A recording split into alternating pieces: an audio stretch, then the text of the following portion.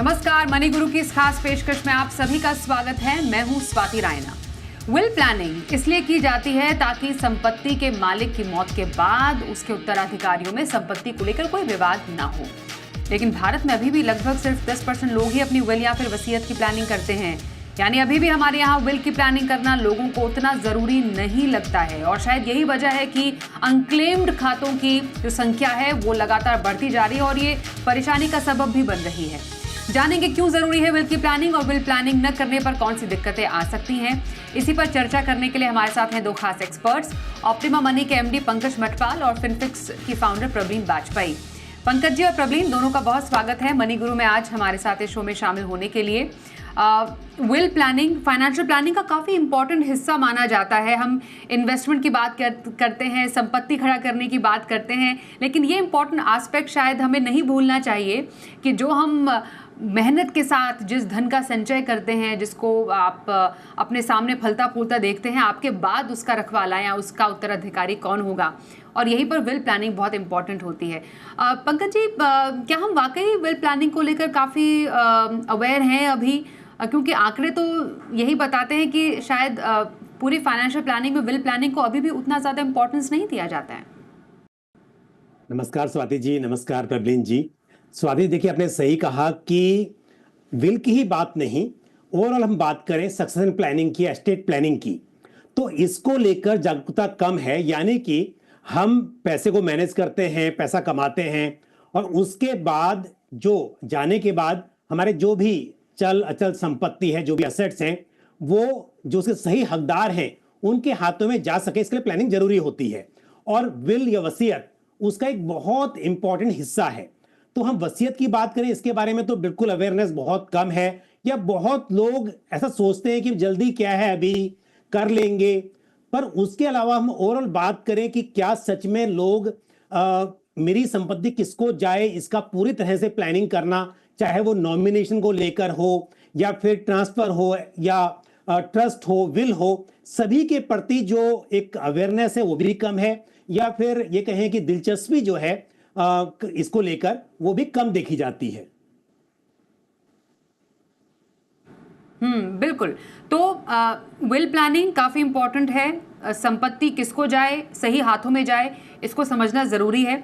और इसमें प्रवीण एक बहुत ही इंपॉर्टेंट जो आजकल हम कह सकते हैं जो डेटा भी है, दिक्कत निकल कर आई है, आरबीआई ने संज्ञान लिया है उसका, और तमाम जितने भी फाइनेंशियल कंपनीज़ हैं उन्होंने संज्ञान लिया है कि किस तरीके से भारत में ख़ासतौर पर अनक्लेम्ड जो खाते हैं, अकाउंट्स हैं, संपत्ति है, उनके नंबर्स काफ़ी बढ़ते जा रहे हैं। ये एक बड़ी दिक्कत है जो कि तमाम फाइनेंशियल इंस्टीट्यूशंस के सामने है कि ऐसी संपत्ति का कोई रखवाला नहीं है। और शायद वजह यही रही होगी कि या तो आपने अपने फाइनेंशियल एसेट में नॉमिनी नहीं बनाया, या विल प्लानिंग को आपने कभी तरजीह नहीं दी। जी जी, बिल्कुल स्वाति। एंड अभी जो पंकज जी ने बोला है कि विल प्लानिंग इतना इम्पोर्टेंट पार्ट है, एंड स्वाति उसका बिल्कुल ऑपोजिट हमें बेसिकली जो प्रैक्टिकली हम देखते हैं कि ये हमने अपनी रियल लाइफ में इम्प्लीमेंटेशन इन चीजों की बिल्कुल नहीं की है। क्योंकि कहीं ना कहीं जो हम अनक्लेम्ड एसेट्स देखते हैं सारे सिर्फ एक नॉमिनेशन मिसिंग या विल मिसिंग की वजह से नहीं है, पर इसका एक काफी महत्वपूर्ण हिस्सा, एक बिग चंक जो है वो इसी रीजन से है। और जो अनक्लेम्ड एसेट्स हैं इंडिया में वो मेरे ख्याल से लगातार बढ़ते ही जा रहे हैं। इस टाइम पे ओवरऑल अगर आप देखें तो 2 लाख करोड़ के एसेट्स हैं इंडिया में जो अनक्लेम्ड हैं अक्रॉस डिफरेंट फाइनेंशियल एसेट्स। अगर हम बात करें ईपीएफ की, म्यूचुअल फंड्स की, स्टॉक्स की, बैंक डिपॉजिट्स की, और 2 लाख करोड़ एक इतना बड़ा फिगर है एक इकोनॉमी इंडिया जैसी, जहाँ पे अपने राइटफुल ओनर्स को वो पैसा मिल सकता था। अगर हम अकेले बैंक के खातों की बात करें तो अराउंड 78,000 करोड़ है जो अनक्लेम्ड पड़ा है, इनएक्टिव अकाउंट्स में पड़ा है। अगर हम ईपीएफ की बात करें तो वहां पे 50,000 करोड़ से ऊपर का धन पड़ा है। एलआईसी अकेले स्वाति, जो कि एक महत्वपूर्ण हिस्सा है आपको लाइफ कवर देने का और आपकी पॉलिसीज का, उसमें ही 21,000 करोड़ से ज्यादा का रकम पड़ी है। और इसमें भी हम प्राइवेट जितने प्लेयर्स हैं इंश्योरेंस के उनको नहीं गिर रहे हैं। तो डेफिनेटली ये एक काफी डीप रूटेड प्रॉब्लम है हमारे सिस्टम की रही है। और एक बार अगर आपने इस चीज में आपका पैसा फंस गया, whether it is dormant accounts या आपकी डेथ हो गई और आपने अपने परिवार वालों को ना अपनी इन्वेस्टमेंट्स की जानकारी दी थी, या आपकी कॉन्टैक्ट डिटेल सही नहीं थे, या आपने नॉमिनेशन ही नहीं डाला था, आपने कोई किसी का नाम नहीं ऐड किया, तो स्वाति ये जो प्रोसेसेस हैं ये भी कम्बरसम होते हैं। और बहुत लोग अवेयर नहीं होते हैं, उतने जानकार नहीं होते हैं, उन चीजों को क्लेम करना काफी डिफिकल्ट है। और मैं एक जो मेरे हाल ही में, मतलब मेरे सामने ही इसका एक एग्जांपल है। मेरी एक दोस्त है जिनकी मदर की डेथ हुई, उनने अपने बैंक में अपनी डॉटर का नाम नहीं डाला था, जबकि she is the only child. और मदर की डेथ को 1.5 साल हो चुका है, अब तक उनको कोर्ट से सक्सेशन सर्टिफिकेट नहीं मिल पाया है, जबकि और भी कोई क्लेमेंट्स नहीं है उनकी संपत्ति पे और उनके एसेट्स पे। तो यानी कि वेल प्लानिंग कितना इंपॉर्टेंट हिस्सा है, और उसी का फलस्वरूप है कि क्योंकि ये सब चीजें इंडिया में नहीं की जा रही हैं, कि हम इतने ज्यादा अधिक मात्रा में अभी भी अनक्लेम्ड एसेट्स को बढ़ता हुआ देख रहे हैं।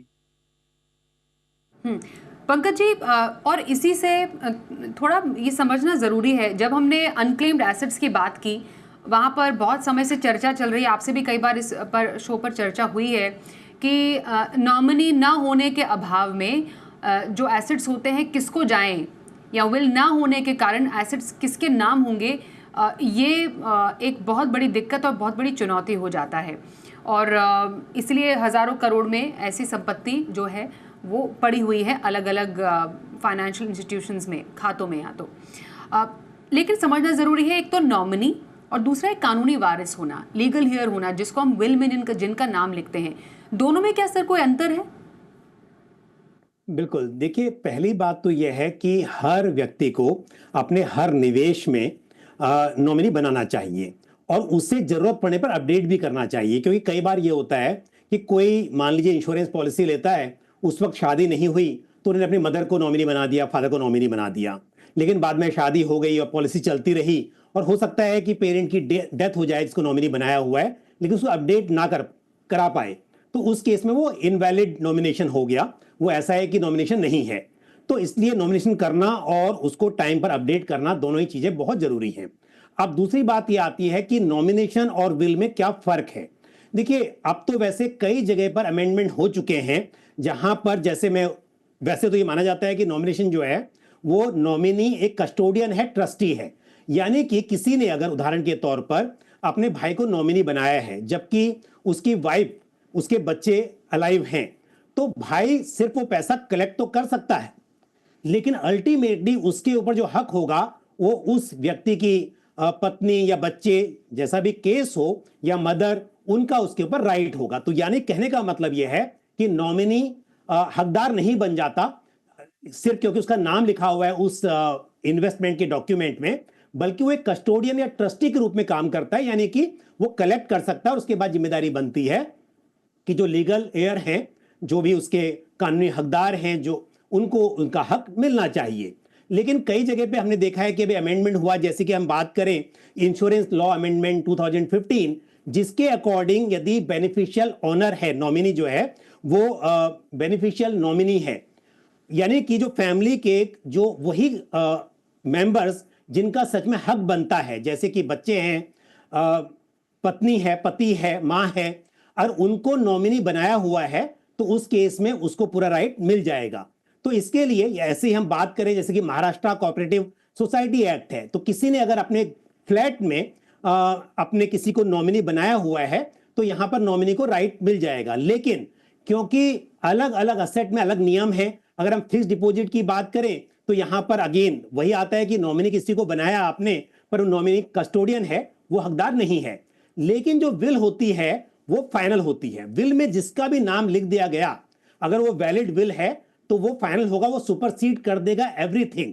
किसी ने नॉमिनेशन किसी को बनाया, भूल गया, कुछ भी हुआ, पर विल फाइनल चीज है। तो हर व्यक्ति को नॉमिनेशन तो करना ही चाहिए, बट फिर भी विल बनाने के ऊपर सोचना चाहिए, ताकि अगर कहीं पे कोई बदलाव हुए, कुछ भी हुए, विल में जो फाइनल होगा वो माना जाएगा। बिल्कुल। और प्रवीण, क्योंकि बात हो रही है कि आप एक अपने उत्तराधिकारी लीगल हेयर का नाम लिखते हैं विल में, क्या वो जो लीगल हेयर है एक माइनर भी हो सकता है, ये लोगों को काफ़ी बार समझने में काफ़ी दिक्कत होती है। क्या एक माइनर को लीगल ईयर बना सकते हैं, और अगर माइनर लीगल ईयर है तो उस केस में फिर क्या नियम होते हैं? जी बिल्कुल स्वाति, आप अपने बच्चे को जो माइनर है आप उसको लीगल हेयर बना सकते हैं। अगर आपका चाइल्ड इज लेस देन 18 और हस्बैंड वाइफ अपनी विल बना रहे हैं तो आप चाहेंगे कि आपकी जितनी संपत्ति अल्टीमेटली आपके बच्चे को ही चाहे। पर क्योंकि जो चाइल्ड है वो लेस देन 18 है, तो वो अपने आप उस प्रॉपर्टी को या जितनी रकम मिलती है उन चीजों को मैनेज नहीं कर सकते। तो ऐसे में आपको अपनी विल में एक लीगल गार्जियन को मेंशन करना है कि कौन होंगे जो उनको हेल्प करेंगे और उस प्रॉपर्टी को मैनेज करेंगे टिल द टाइम आपका जो बच्चा है वो 18 इयर्स का हो।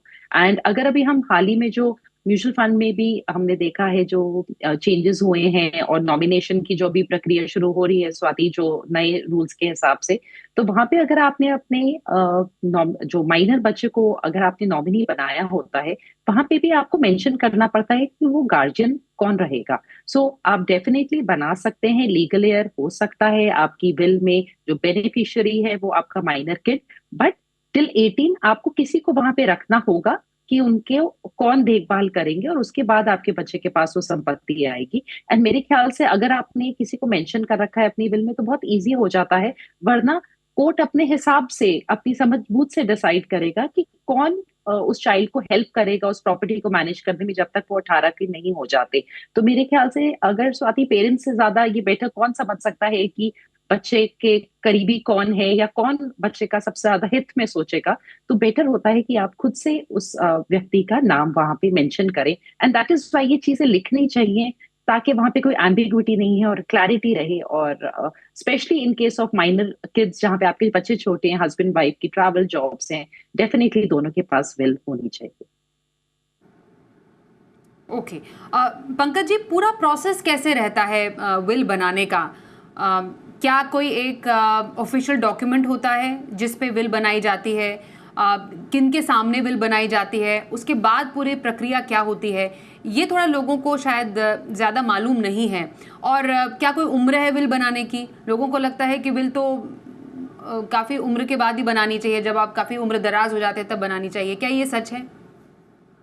देखिए, आपने सही कहा कि विल को लेकर ना अवेयरनेस नहीं है। तो कई बार लोगों को लगता है कि विल बनाने के लिए तो आपको कोई लॉयर हायर करना पड़ेगा, उसकी फीस देनी पड़ेगी, कोई रजिस्ट्रेशन होगा। बट मैं आपको बता दूं कि as per Indian succession act 1925 एक आपकी जो भी विश है, जो आप चाहते हैं, उसे आप एक प्लेन पेपर पे लिखते हैं और दो विटनेसेस की मौजूदगी में यदि उस पर आप साइन करते हैं, यानी कि दो उसके गवाह होंगे जो साइन करेंगे और आप साइन करेंगे उनकी मौजूदगी में, तो ये वैलिड विल हो जाती है। ना आपको उसके लिए स्टैम्प पेपर चाहिए, ना उसका रजिस्ट्रेशन मैंडेटरी है, और ना ही उसके लिए किसी लॉयर की जरूरत है। हाँ, ये जरूर है कि कोई एम्बिग्यूटी ना हो, उसके लिए आप उसको ठीक से लिखें, क्लैरिटी हो उसके ऊपर, तो एक गाइडेंस तो आपको लग सकती है। लेकिन ऐसा मैंडेटरी नहीं है कि कोई आपको लॉयर हायर करना है या स्टैम्प पेपर की जरूरत है, कोई कोर्ट फीस है, ऐसा कुछ भी नहीं है। हाँ, जो मैंडेटरी वो क्या है, एक तो 18 इयर्स की मिनिमम एज, क्योंकि इंडिया में एक कोई भी कॉन्ट्रैक्ट साइन करने के लिए मिनिमम 18 इयर्स की एज चाहिए होती है। तो जब आप एक विल लिख रहे हैं तो उसके लिए भी 18 इयर्स की एज मैंडेटरी है। दूसरी बात, साउंड माइंड। जो पर्सन विल लिख रहा है वो अपने होशो हवास में और सही निर्णय लेते हुए वो विल लिख सके ऐसा व्यक्ति हो तो बिल्कुल वो विल लिख सकता है। तो बहुत ही आसान है। यदि कोई सिंपली, आजकल तो बहुत सारे फॉर्मेट्स आपको नेट पे मिल जाएंगे, बहुत सारे एआई की मदद से भी आपको ये किया जा सकता है। सिर्फ अगर आप में विल है विल लिखने की, तो आप आसानी से विल लिख सकते हैं, और फायदा यही है कि उसके बाद जो भी उसमें आप लिखेंगे वो फाइनल होगा। दूसरी बात यह है कि कई बार व्यक्ति ये सोचता है कि अभी तो ठीक है, मेरी उम्र ही कितनी है, लिख लेंगे बाद में। लेकिन विल आप कितनी भी बार लिख सकते हैं, और डेथ से पहले लिखी हुई फाइनल विल जो होगी, लास्ट विल जो होगी, वो फाइनल विल होगी। तो कई बार विल लिखी जा सकती है। दूसरी बात, थोड़ा बहुत चेंज करना हो अगर विल में, मान लीजिए जिस वक्त विल लिखी उस वक्त आपके पास एक मकान था, फिर एक मकान और हो गया, या फिर हो सकता है कि आपने इन्वेस्टमेंट को बढ़ा दिया, तो आप वहां पर उसका एक सप्लीमेंट, जिसे कोडिसिल बोलते हैं, वो आप ऐड कर सकते हैं। तो उसी विल में आप अमेंड कर सकते हैं। ऐसा नहीं कि आपको हर बार नई विल लिखनी है, लेकिन कुछ सालों के बाद जब आपको लगता है कि अब काफी बदलाव हो गए हैं और आप इसमें दूसरा लिखना चाहिए, फिर आप विल लिख सकते हैं। तो विल लिखना तो बहुत ही आसान, मैंने कहा कि उसमें 2 विटनेसेस साइन होने हैं, 2 विटनेस की मौजूदगी में आपने साइन करना है, और एक उसमें एग्जीक्यूटर होना भी इंपॉर्टेंट है। एग्जीक्यूटर वो होता है जो विल, मतलब कि जो विल लिख रहा है, जिसे हम टेस्टेटर कहते हैं, जो पर्सन विल लिखता है वो टेस्टेटर होता है। तो टेस्टेटर की डेथ होने के बाद जो अपनी विल लिख रहा है उसे कौन इफेक्ट में लेकर आएगा, वो एग्जीक्यूटर होता है। तो एक एग्जीक्यूटर उसमें अपॉइंट कर दें, कोई आप व्यक्ति को, 2 विटनेस आप ढूंढ लें जो भरोसे के व्यक्ति हो, और आप साइन करें। और यदि व्यक्ति जो लिख रहा है विल वो थोड़ा ओल्ड एज का है, तो मेरा सजेशन ऐसा है कि डॉक्टर का सर्टिफिकेट में लगा ले, ताकि ये बात फिक्स हो जाए कि हाँ वो व्यक्ति उस सही हालत में था उस वक्त पर, कोई जबरदस्ती उससे विल नहीं लिखवाई गई है। तो ये भी एक उसके लिए किया जा सकता है। फिर उसके बाद एक और मैं ऐड करना चाहूंगा, हालांकि as per Indian succession act 1925 या अमेंडमेंट जो हुआ है 2002, उसके अकॉर्डिंग भी कहीं पर आपको रजिस्ट्रेशन मैंडेटरी नहीं कहा गया है। पर फिर भी आप अगर ऐसा समझते हैं कि अब उम्र भी काफी हो गई है, शायद ये लास्ट ही विल होगी, ऐसा मान रहे हैं, तो आप उसका रजिस्ट्रेशन करवा सकते हैं रजिस्ट्रार ऑफिस में, ताकि उसके ऊपर थोड़ा सा और भी वो इफेक्टिव हो जाती है, यानी कि कोई उस पर शक नहीं करे, या कभी कोई डिस्प्यूट होता है तो रजिस्ट्रार ऑफिस में क्योंकि रजिस्टर्ड है तो ये और भी अच्छा माना जा सकता है। तो उसमें पूरा एक कानूनी ठप्पा एक तरीके से हम कह सकते हैं, रजिस्टर ना हो तो नोटराइज करा सकते हैं अपने पास ही के नोटरी ऑफिस में, किसी भी मूल्य के स्टैम्प पर आप वसीयत लिखा सकते हैं। तो ये कुछ और भी उसको पुख्ता करने के तरीके होते हैं। एक छोटे से ब्रेक के लिए रुकते हैं, ब्रेक के बाद समझना ज़रूरी है कि विल नहीं है तो विल के ना होने के इस केस में संपत्ति का बंटवारा कैसे होता है, क्या और इसमें तरीके हैं या क्या क्या कौन सी कॉम्प्लिकेशंस हैं, ये समझेंगे हमारे दोनों एक्सपर्ट से। बने रहिए हमारे साथ।